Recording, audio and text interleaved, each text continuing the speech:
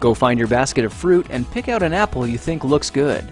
Now, using a sharp cutting knife, carefully cut the apple at a slight diagonal so that it slices right through the center of the apple core. While we're here, let's save 2 of the seeds because we'll be needing them later.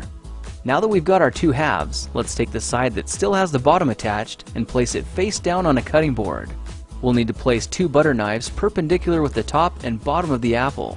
Now we can carefully cut down along one side of the apple core until the knife bottoms out on our makeshift spacers, then use the spacers as a guide to gently cut in from the side.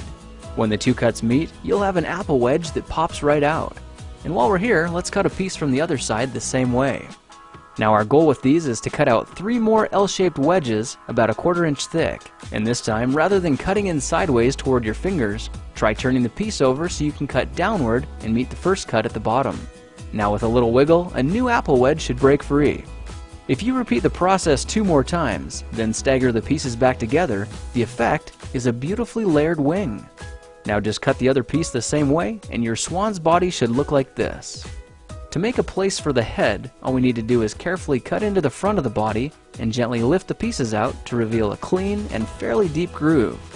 At this point, we can go ahead and grab the other half of the apple and place it between the butter knives like before, but this time we're just going to use them as spacers to cut an even slice off the bottom. You can see that repeating this process 3 or 4 times gives us a nice variety of shapes and sizes. Now look for a piece that resembles a heart that's been slightly flattened on top.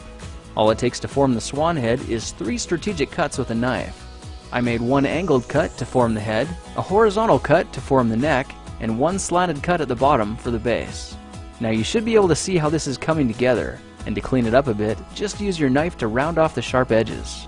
All that's left now is to place the apple seeds where you think the eyes should go, then use the side of a butter knife to press them firmly into position. When both eyes look good, simply drop the neck into place, and you're done. You've just created a beautiful and decorative apple swan. I spritzed mine with a bit of lemon juice to help prevent it from turning brown, then put it on display to show off for our dinner guests later that night. If you try using different apples, you'll get a nice contrast of colors, and every bird will look a little bit different. Well, now you know how to take any ordinary apple and turn it into a decorative and edible apple swan. If you like this project, perhaps you'll like some of my others. Check them out at thekingofrandom.com.